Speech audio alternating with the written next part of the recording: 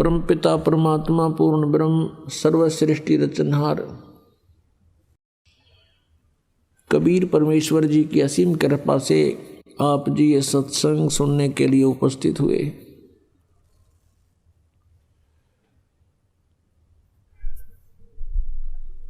भक्ति मुक्ति के दाता सतगुरु ये भटकत प्राण फिरंदा, उस साहिब के हुक्म बिना नहीं तरवर पात हिलंदा।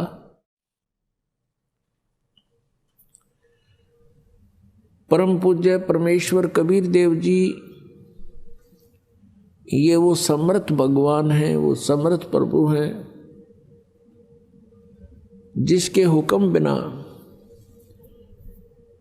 एक पत्ता भी नहीं हिल सकता, उनकी रजा के बिना कोई भी प्राणी सत्संग में नहीं आ सकता। उनकी रजा कैसे हमारे ऊपर हो?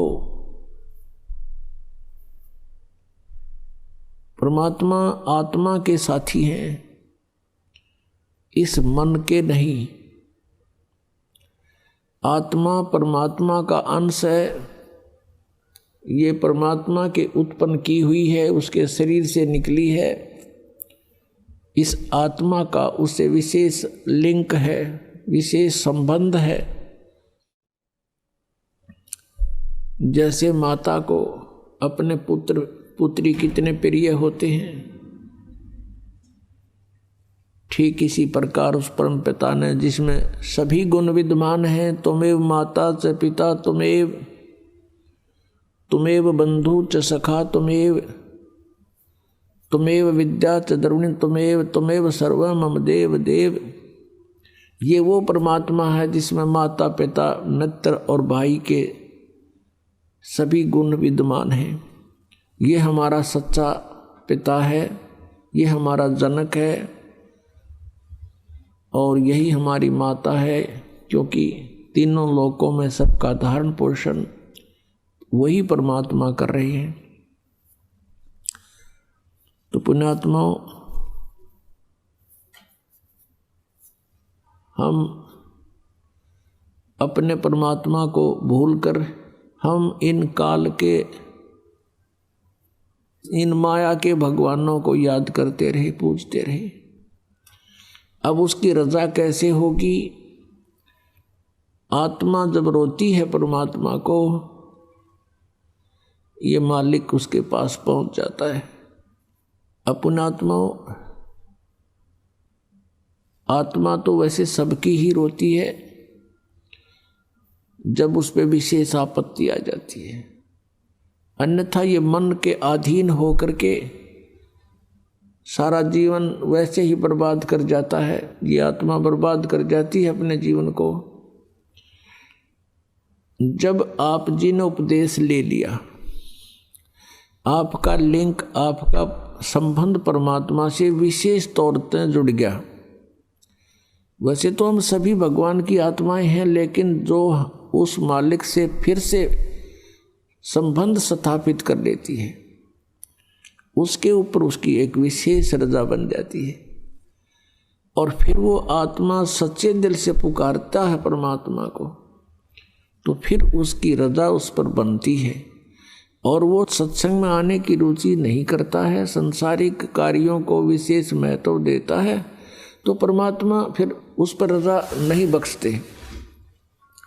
और उनकी रजा ना होने से हम यहाँ नहीं आ सकते।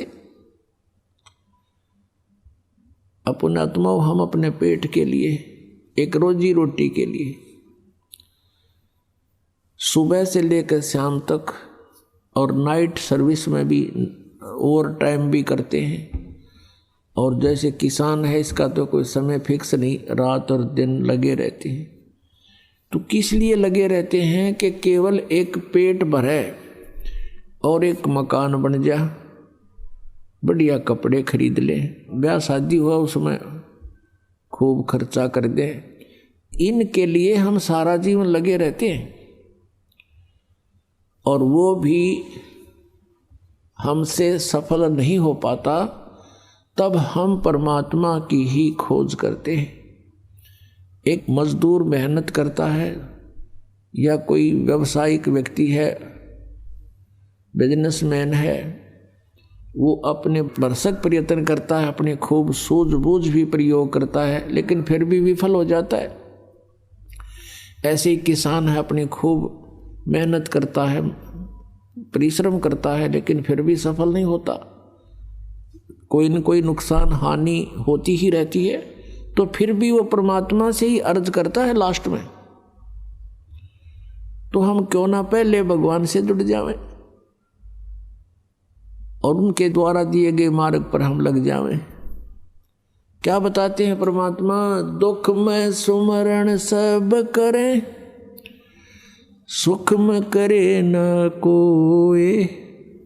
जय सुख में सुमरण करे तो दुख काहे को होवे। सुख में सुमरण किया नहीं, दुख में करते याद। कह कबीरता दास की ही कौन सुने फरियाद।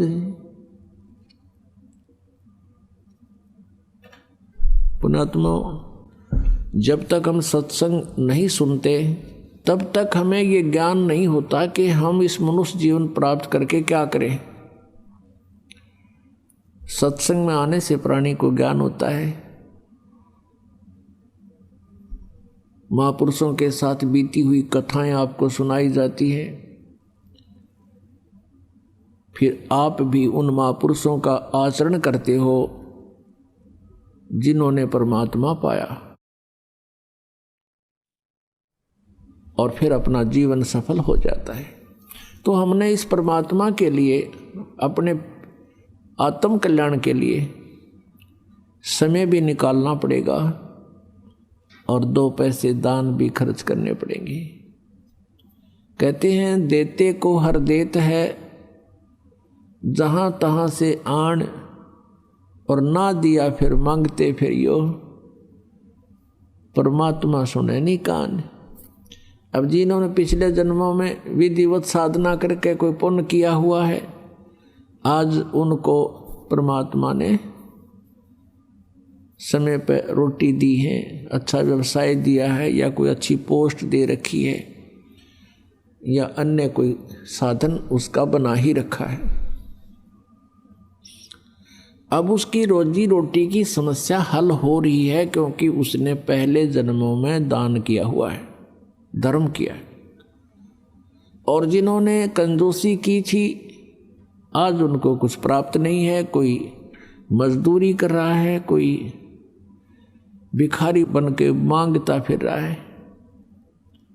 तो यहाँ परमात्मा कहते हैं देते को हर देत है, जहाँ तहाँ से आन, और अण देवा मांगत फिरो। जिसने नहीं दिया फिर वो मांगते फिरियो। परमात्मा सुने नहीं कान। एक इंसान रिक्शा के अंदर बैठा है और एक इंसान उसको खींच रहा है, चला रहा है। ऐसा अंतर क्यों है?